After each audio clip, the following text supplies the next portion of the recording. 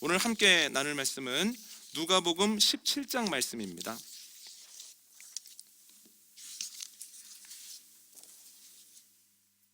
누가복음 17장 11절로 19절 말씀을 저와 여러분이 한 절씩 교독하고 마지막 절은 함께 읽겠습니다. 제가 먼저 읽습니다. 예수께서 예루살렘으로 가실 때에 사마리아와 갈릴리 사이로 지나가시다가 한 마을에 들어가시니 나병 환자 10명이 예수를 만나 멀리 서서 소리를 높여 이르되 예수 선생님이여 우리를 불쌍히 여기소서 하거늘 보시고 이르시되 가서 제사장들에게 너희 몸을 보이라 하셨더니 그들이 가다가 깨끗함을 받은지라. 그 중에 한 사람이 자기가 나은 것을 보고 큰 소리로 하나님께 영광을 돌리며 돌아와 예수의 발 아래 엎드려 감사하니 그는 사마리아 사람이라. 예수께서 대답하여 이르시되 10사람이 다 깨끗함을 받지 아니하였느냐 그 9은 어디 있느냐. 이 이방인 외에는 하나님께 영광을 돌리러 돌아온 자가 없느냐 하시고 함께 읽습니다. 그에게 이르시되 일어나 가라 내 믿음이 너를 구원하였느니라 하시더라. 아멘. 예수님께서 예루살렘으로 가시던 길에 사마리아와 갈릴리 사이에 있는 한 마을에 들어가십니다. 10명의 나병 환자가 거리를 일정하게 유지하면서 큰 소리로 외칩니다. 예수 선생님, 저희를 좀 불쌍히 여겨 주십시오. 예수님은 제사장들에게 가서 몸을 보이라고 하십니다. 언뜻 이해가 되지는 않았지만 주님의 말씀이기에 순종하여 가는 길에 그들의 몸이 깨끗해집니다. 그 중에 한 사람이 돌아와서 큰 소리로 하나님께 영광을 돌리고 또한 무릎을 꿇고 예수님께 극진하게 감사를 표현합니다. 예수님 그에게 말씀하십니다. 10명이 다 깨끗함을 받지 않았더냐? 그런데 9은 어디 갔느냐? 이제 일어나서 가라. 내 믿음이 너를 구원하였다. 여러분, 예수님은 감사하기 위해서 온 그 한 명의 나병 환자에게 너에게는 예의가 있다 이렇게 말씀하시지 않고 너에게는 믿음이 있다 이렇게 말씀하십니다. 여러분, 믿음이라고 하는 단어가 감사와 잘 연관이 되는 단어인가요? 연관 단어가 합격, 넉넉함, 취직 이런 단어가 아닐까요? 그런데 예수님은 분명히 너에게는 믿음이 있다라고 두 단어를 묶으셨다는 거예요. 그런데 이와 비슷한 생각을 하게 되는 것은 오늘 보면 바로 앞에 있는 사건을 통해서도 마찬가지입니다. 예수님께서 제자들에게 회개와 용서에 대한 말씀을 하시다가 너 아는 사람 중에 어떤 사람이 하루에 7번 죄를 짓고 7번 회개를 하면 다 용서해 줘야 된다 이런 말씀을 하십니다. 유대 율법에서는 최대 3번이거든요. 그러니까 7번은 너무 많은 겁니다. 그러니까 제자들이 예수님께 주여 믿음을 더하소서 이런 얘기를 합니다. 이것 또한 이상하죠. 용서 못하겠으면 주여 사랑을 더하소서, 온유를 더하소서, 자비를 더하소서. 그러니까 용서와 관련된 단어가 그런 거 아니겠습니까? 그런데 예수님께 믿음을 더해달라는 거예요. 그러니까 예수님이 그들에게 이렇게 말씀하십니다. 너희에게 겨자씨 하나일 만한 믿음이 있으면 이 뽕나무더러 뽑혀 바다에 심겨져라고 이야기를 해도 그대로 될 것이다. 예수님 무슨 말씀하십니까? 아주 작은 믿음만 있어도 너희가 용서하라고 하는 내 말에 순종할 수 있을 거라는 거예요. 예수님이 확정해 주시는 바가 뭡니까? 믿음과 용서가 연관 단어라는 거예요. 여러분 왜 그럴까요? 마태복음 18장에 보면 예수님께서 용서에 대한 말씀을 하십니다. 예수님께서 베드로에게 뭐라고 말씀하시냐면 너희가 용서를 하되 7번에 70번이라도 해라 이렇게 말씀을 하십니다. 그러면서 유명한 비유 하나를 말씀해 주시는데요. 한 사람이 임금에게 1만 달란트를 빚졌습니다. 1만 달란트는 가지고 있는 모든 것을 팔아도 평생 동안 그것을 회복하기 위해서 일해도 절대로 갚을 수 없는 회복 불가의 빚을 의미합니다. 그런데 임금이 그를 측은하게 여겨서 1만 달란트를 탕감해 줍니다. 그 기적을 경험하고 나오는 길에 자신에게 100데나리온, 그러니까 100일치 월급 정도를 빌리고 갚지 않은 사람을 만납니다. 멱살을 잡으면서 대뜸 갚으라고 하죠. 그 사람이 조금만 말미를 달라고 하는데도 그의 말에 귀를 기울이지 않습니다. 그를 옥에다 가둡니다. 그런데 그에 대한 이야기를 임금이 듣고서 100데나리온을 탕감해주지 않은 이를 다시 잡아다가 옥에 가둡니다. 그래서 이렇게 얘기합니다. 네가 1만 달란트를 탕감받았으면 마땅히 100데나리온 정도는 용서해 줘야 되는 것 아니냐? 여러분, 무슨 말씀을 하시는 겁니까? 우리가 죽을 수밖에 없는 죄인이지만 하나님께서 1만 달란트와 같은 죄를 사해 주심으로 우리에게 생명을 주셨다고 하는 것에 대한 믿음이 있으면, 더 이상 죄가 우리의 주인이 아니라고 하는 것에 대한 믿음이 있으면 나에게 죄를 짓는 이들에 대해서는 용서할 수 있다는 거예요. 그래서 용서를 위해서 필요한 건 내가 이미 죄사함을 받았다라고 하는 믿음입니다. 그래서 용서의 뿌리가 믿음이죠. 마찬가지입니다. 감사의 뿌리도 믿음입니다. 믿음이 있을 때 감사할 수 있다는 거예요. 그런데 오늘 본문을 보면 믿음이 감사가 되고 감사가 구원이 되죠. 그래서 감사의 뿌리가 믿음이고요, 감사의 열매가 구원입니다. 기독교의 핵심 진리 중에 한 구절은 요한복음 3장 16절입니다. 하나님이 세상을 이처럼 사랑하사 독생자를 주셨으니 이는 그를 믿는 자마다 멸망하지 않고 영생을 얻게 하려 하심이라. 핵심 진리 중 두 단어가 다 들어있죠. 믿음이 들어가 있고 구원이 들어가 있습니다. 그 가운데 뭐가 있습니까? 감사가 있죠. 그러므로 감사라고 하는 것은 어떤 조건이 되었을 때, 내가 바라는 것이 이루어졌을 때 하는 것이 아니라 기독교인들에게 있어서는 선택이 아닌 필수라고 하는 겁니다. 그래서 오늘은 감사의 뿌리인 믿음과 감사의 열매인 구원에 대해서 한번 나눠보려고 합니다. 첫 번째는 감사의 뿌리입니다. 몇 주 전 주일날 저녁에요, 이제 잠자리에 들려고 준비를 하고 있는데 둘째 아이의 울음소리가 들렸습니다. 그래서 가봤더니 팔을 붙잡고 있더라고요. 그래서 이게 어떻게 된 거냐고 물어봤더니 오빠 의자에 올라가서 뛰다가 떨어졌는데 팔이 너무 아프답니다. 그런데 외관상으로 보니까 별 문제가 아닌 것 같습니다. 지난번처럼 팔에 인대가 늘어났나 보다. 그리고 잠자리에 들었는데 아이가 잠자리에서 잠을 잘 이루지를 못하는 겁니다. 그래서 아침에 일찍 일어나서 팔을 보니까 약간 부은 것 같기도 합니다. 그래서 팔이 빠졌나 보다 하고 정형외과를 갔습니다. 그랬더니 선생님이 보시더니, 나이가 지긋한 선생님인데요, 이거는 탈구된 거 아닙니다. 탈골이 아닙니다. 사진을 찍어봐야 되겠습니다 하고 사진을 찍고 잠시 뒤에 그 사진을 저희에게 보여주시면서 설명을 해주셨습니다. 그러니까 팔꿈치 윗부분이 이렇게 부러졌다는 거예요. 그래서 그분이 이렇게 설명을 하시면서 이런 얘기를 하시는 겁니다. 그런데 참 감사한 일입니다. 조금만 밑으로 다쳤으면 성장판에 영향을 줘서 꽤 어려울 뻔했는데, 그러면서 너는 참 감사하게 다쳤구나, 이런 얘기를 하시는 거예요. 여러분, 아이의 팔이 골절이 되었는데 감사라는 단어를 이야기하는 선생님을 보면서 저는 이분 교회 다니시나 보다, 이런 생각을 했습니다. 그래서 나오면서 벽을 보니 성경 구절이 새겨져 있는 나무 액자가 있었습니다. 이제 5주가 지나서 지난 주간에 깁스를 풀었습니다. 물리치료를 이제 받으러 갔는데요, 선생님께서 이런 얘기를 하시더군요. 물리치료 선생님이 보통 한 달을 깁스를 하면 예전처럼 다시 그 부분을 쓰는데 2달 정도 걸린답니다. 어른의 경우에. 애들의 경우에는 1달 반 정도 혹은 1달 정도 걸리는데, 이 아이는 5주를 깁스한 것 치고는 감사하게도 매우 좋아 보인다, 이런 얘기를 했습니다. 이런 물리치료를 받으러 갔는데 감사하다는 이야기를 하는 선생님을 보면서 이분도 교회 다니시나 보다, 이런 생각을 했습니다. 나오면서 보니까 그분 책상에 성경책이 펼쳐져 있었습니다. 제가 왜 그런 생각을 했냐면, 여러분, 감사라고 하는 단어가 생각보다는 쉽게 들을 수 있는 단어가 아닙니다.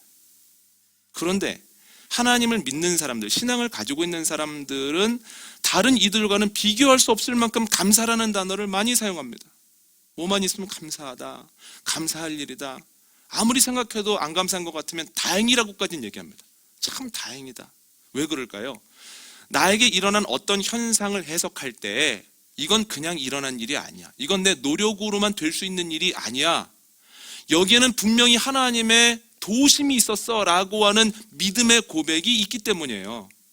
그래서 여러분, 믿음을 뿌리로 했을 때 감사가 나타난다라고 하는 거죠.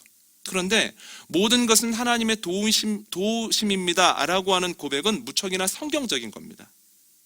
추수감사절의 성경적인 근거는 이스라엘의 3대 절기, 6월절, 7.7절, 그리고 초막절입니다. 그런데 이 세 계절기 모두가요, 농사와 관련이 있습니다.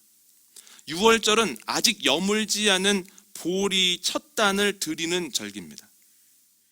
유월절을 시작으로 일주일 동안 누룩이 들어가 있지 않는 무교병을 먹기 때문에 유교절을 무교절이라고도, 유월절을 무교절이라고도 부릅니다. 성경에 보면 이게 혼용돼서 사용되어지는 경우가 많습니다. 첫 번째 절기로부터 7주가 지났을 때 두 번째 절기가 옵니다. 이때는 일주일이 7번 지났다고 해서 77절이라고도 하고요, 77에 49니까 50일을 뜻하는 말로 오순절이라고도 하고, 또한 그때는 밀을 추수해서 드리는 시기이기 때문에 밀을 한자로 바꾸어서 맥추절이라고도 합니다. 세 번째 절기는 7번째 달 15일에 있습니다. 그때는 마지막으로 곡식도 마무리로 추수하고 과일도 수확을 합니다. 그리고 그 모든 것들을 저장을 합니다. 그래서 수장절이라고도 부르고요. 또한 곡식을 저장하고 난 이후에 하나님의 말씀대로 일주일 동안 초막을 짓고 살다가 그것을 일주일째 불에 태우기 때문에 초막절이라고도 부릅니다. 그러니까 셋 다 농사와 관련이 있죠, 먹거리와.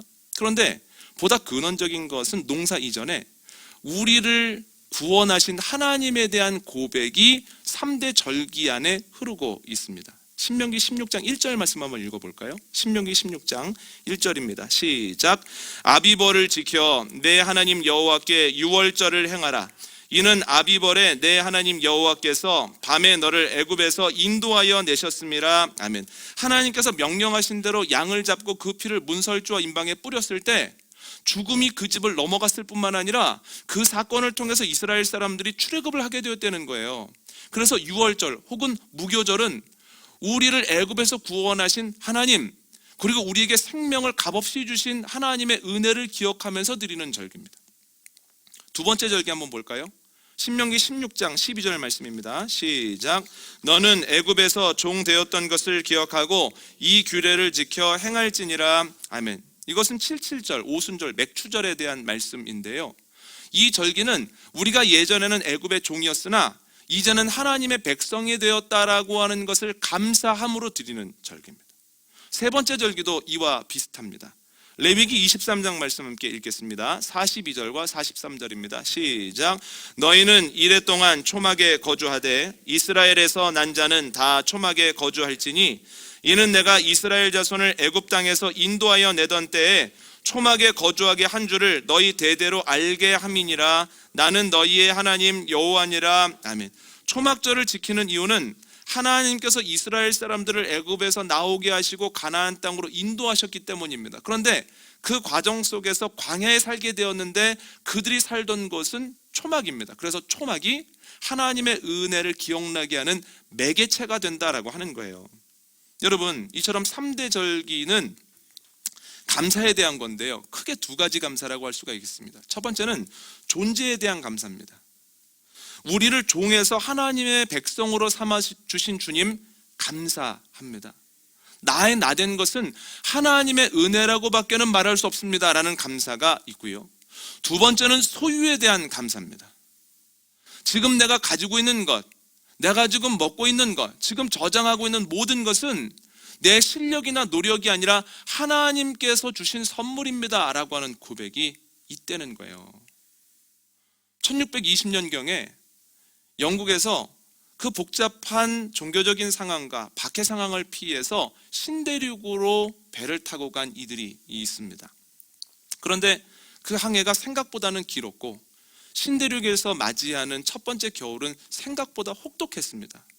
그러니까 겨울이 지나고 보니 메이플라워호를 타고 간 사람들의 절반 가까이가 이미 죽었거나 심각한 질병에 시달리고 있었습니다.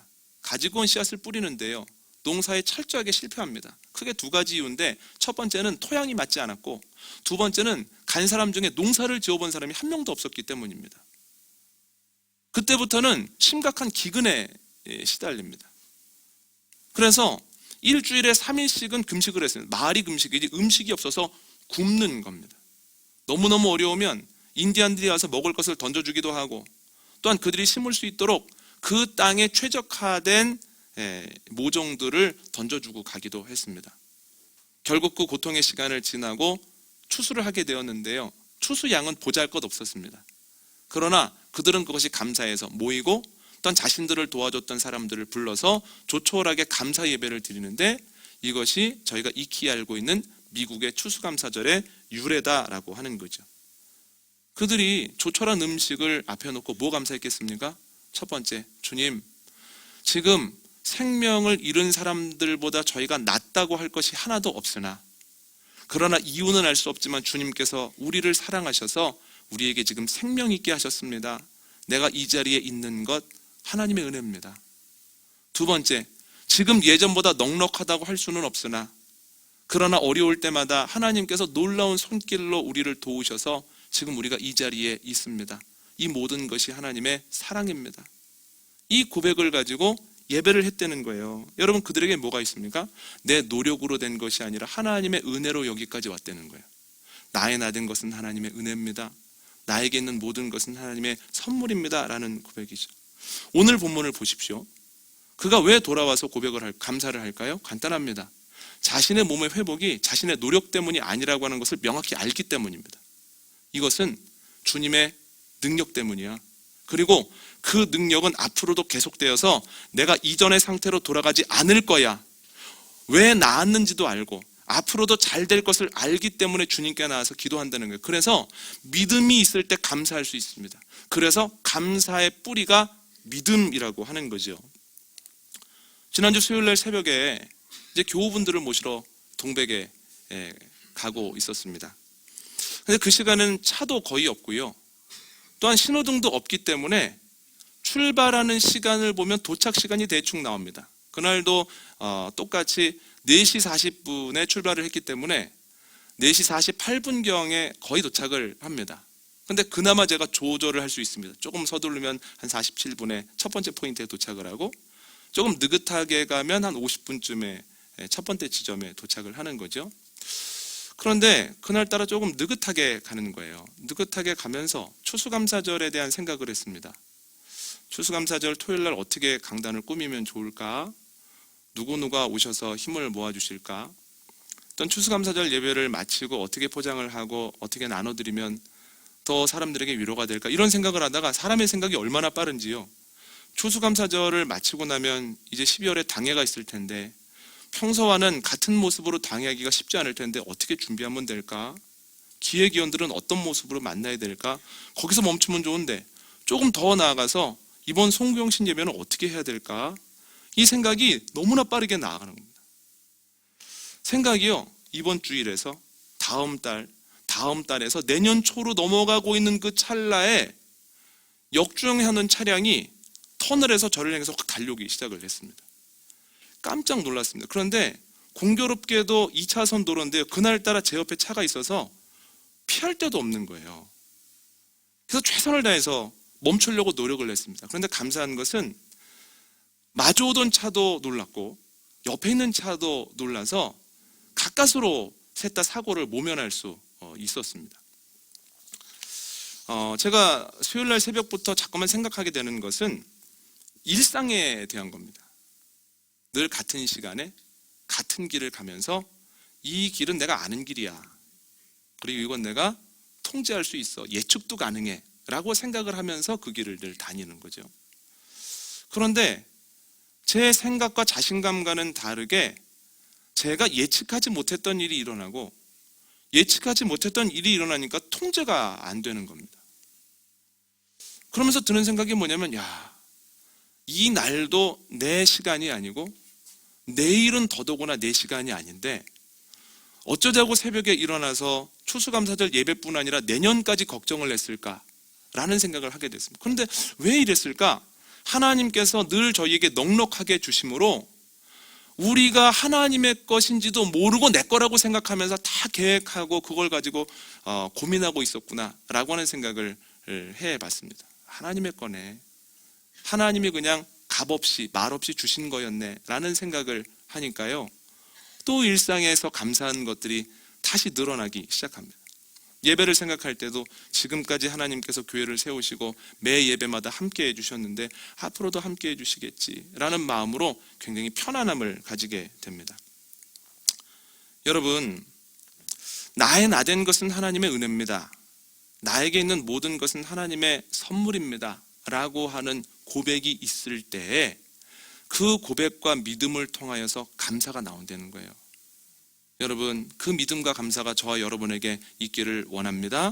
이 추수감사절에 그 감사가 회복되어지기를 원합니다. 두 번째 나눌 것은 감사의 열매 구원입니다. 예수님은 자신을 찾아온 이에게 믿음이 너를 구원하였다 이렇게 얘기를 하죠. 그러니까 말씀드린 것처럼 감사의 뿌리가 믿음이라면 그 감사의 뿌렸던 믿음이 감사가 되고 감사가 구원이 되는 겁니다.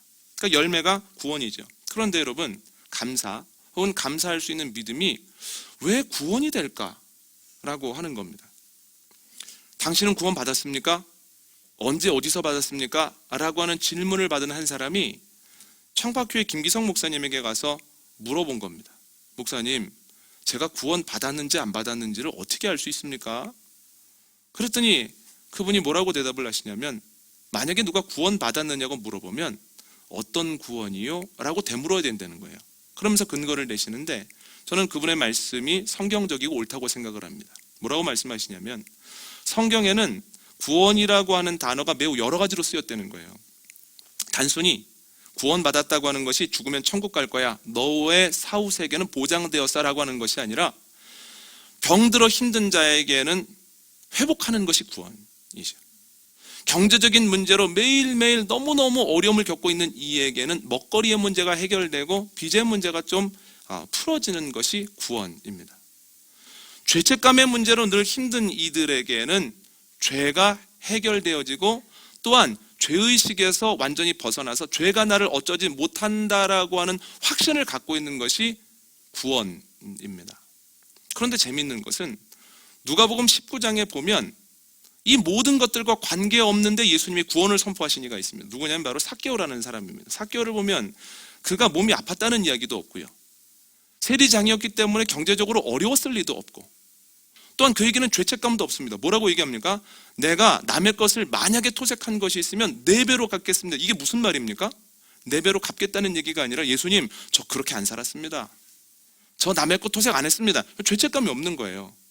그러면 건강도 하고 넉넉하기도 하고 자신감도 있는데, 그런데 왜 예수님을 만나려고 했을까요? 뭐가 빈 구석이 있었다는 거예요.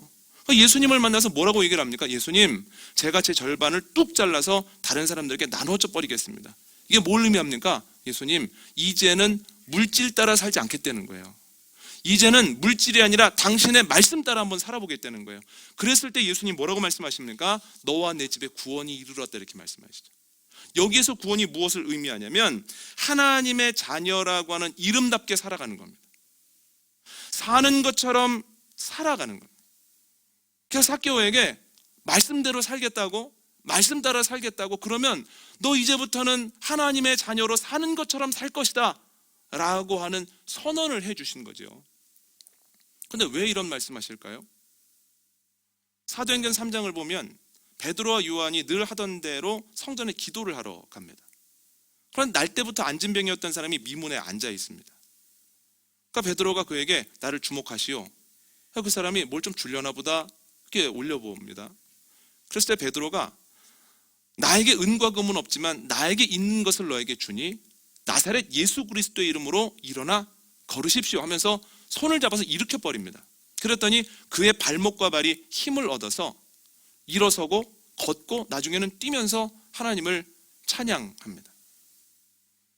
놀라운 일이죠. 근데 여러분, 그 다음날 일어나서도 그 다음날 아침에 자기 힘으로 일어날 수 있었을까요? 일어났겠죠.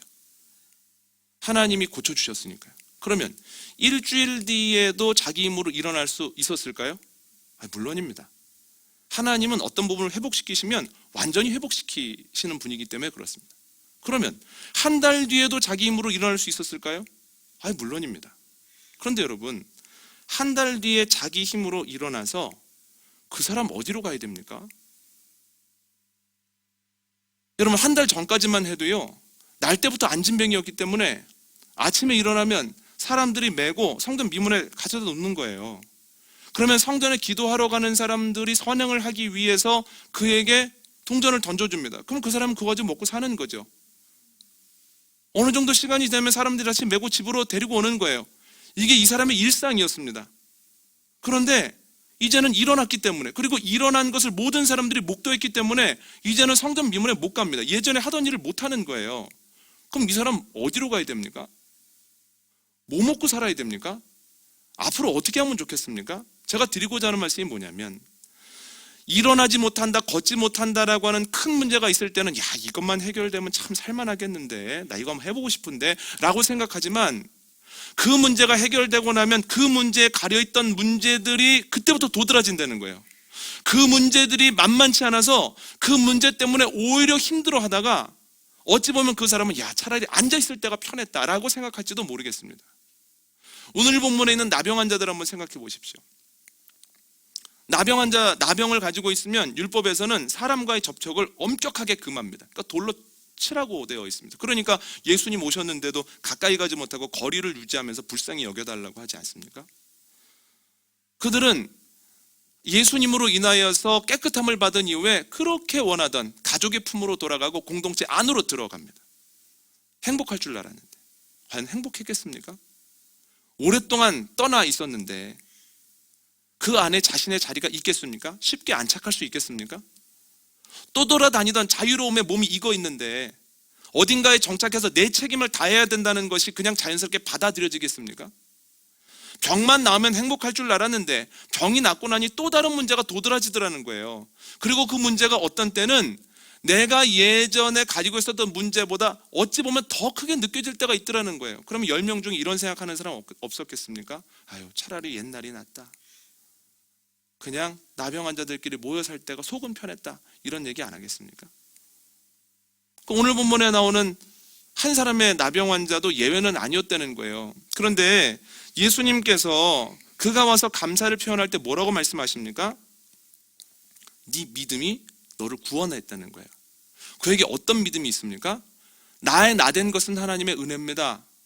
하나님이 나에게 이렇게 큰 은혜를 주었습니다 라고 하는 믿음이 있는 거예요. 그래서 예수님은 그에게 야, 하나님의 은혜를 감사할 만한 믿음이 있으면 너 앞으로도 하나님의 자녀답게 살겠구나. 너 하나님이 지금까지 모든 것을 주셨다라고 하는 그 믿음만 붙들면 너 앞으로도 사는 것처럼 살겠구나. 가서 하나님의 자녀로 살아라 라고 예수님이 말씀해 주셨다라고 하는 거죠. 여러분, 주님께서 우리에게 감사하라고 자꾸 하죠. 항상 기뻐하라, 쉬지 말고 기도하라, 범사에 감사하라, 자꾸 감사하라고 합니다. 왜 감사하라고 할까요? 그거 내가 해준 거야. 내가 해준 거 잊어버리면 안 돼. 너 나한테 감사해야 된다. 하나님 그런 분일까요? 하나님이 원하시는 것은 단순히 입술의 고백의 감사가 아니고요, 감사할 수 있는 믿음을 가진 자가 됐으면 좋겠다는 거예요. 모든 것이 하나님께로부터 왔습니다. 나의 나된 것은 하나님의 은혜입니다 라고 하는 감사할 수 있는 믿음을 가지고 있으면 앞으로 어떤 문제를 만나더라도 그 문제에 무릎 꿇지 않고 어떤 어려움이 있더라도 그것 때문에 하나님의 자녀로서의 모습을 잃지 않고 살아갈 수 있다는 거예요. 그래서 하나님이 우리에게 계속해서 요구하시는 것은 감사할 만한 믿음을 가지라는 거죠. 감사할 만한 믿음을 가져라. 그러면 무슨 일을 만나도 어려움이 없을 거다. 다 이길 수 있을 거다. 여러분 어떠십니까? 감사할 만한 믿음이 여러분들에겐 있으십니까? 요즘 새벽에 말씀을 나누고 기도하려고 자리에 앉으면 정말로 떠오르는 분들이 많습니다. 수험생들이 생각이 납니다. 수능을 치르는 4명의 아이들이 있고 이제 2주 반밖에 남지 않았습니다. 또 12월 말부터 치열하게 편입시험을 치르는 친구도 있습니다. 암수술을 받고 항암치료를 받는 이도 있고 운동을 하다가 수술을 하고 회복 중에 있는 이도 있습니다. 취직을 위해서 계속해서 피말리는 과정을 걷고 있는 이도 있습니다. 그렇게 피말리게 노력해서 가는데 인턴이에요. 이제부터 또 3주 동안 또 피말리는 작업들을 해야 됩니다. 얼마나 힘들까. 또 이 코로나 때문에 한 번도 경험해보지 못한 결정 앞에서 이 마음이 너무너무 힘든 이도 있습니다. 교인들을 생각할 때마다 속상하고 잘 되면 좋겠다라고 하는 마음이 계속해서 마음을 이렇게 울리죠. 그런데 설교를 준비하면서 이 기도를 하는데요, 주님이 이런 말씀을 주시더군요. 너도 감사할 만한 믿음을 가져라. 지금까지 너를 인도했고 지금까지 너를 채웠던 것처럼 너희 교인들도 내가 그렇게 할 거야. 감사할 만한 믿음을 가지고 있으면 어떤 문제를 만나도 그 문제에 좌절하지 않을 거다. 감사할 만한 믿음을 가지고 감사한 믿음을 가지라고 선포해라. 여러분, 감사할 수 있는 믿음을 가지고 삶의 자리로 나아가는 저와 여러분 되시기를 원합니다. 우리가 어떤 상황에서 어떤 문제를 만나게 될지 한 치 앞도 알 수 없습니다. 예측 불가고요, 통제 불능입니다. 그러나 감사할 수 있는 믿음, 나의 나된 것은 하나님의 은혜입니다. 나에게 있는 모든 것은 하나님의 선물입니다 라고 하는 감사할 수 있는 믿음만 있으면 만만치는 않은 문제를 넉넉하게 이길 수 있다라고 하는 거죠. 여러분, 지금 여기까지 오는 동안 많은 수고하셨습니다. 그러나 감사할 수 있는 믿음을 가지고 앞으로도 넉넉하게 이겨서 이때가 상처가 아니라 오히려 하나님의 은혜를 깊이 경험하고 하나님께 간증할 만한 일들이 넘쳐났던 시기로 기억되는 저와 여러분 되시기를 원합니다. 오늘 말씀 정리합니다. 감사는 습관이나 감정의 문제가 아닙니다. 나의 나된 것은 하나님의 은혜, 나에게 있는 것은 하나님의 선물이라고 하는 믿음을 가지고 있을 때 감사할 수 있습니다. 그러므로 감사의 뿌리는 믿음입니다. 이러한 믿음과 고백을 가지고 있을 때 앞으로도 인도하시고 보호하실 하나님을 의지함으로 하나님의 백성으로서의 삶을 살아갈 수 있습니다. 그러므로 감사의 열매는 구원이죠. 여러분, 감사할 만한 믿음 가지고 삶의 자리로 나아가 빛과 소금의 역할을 감당하는 저와 여러분 되시기를 원합니다.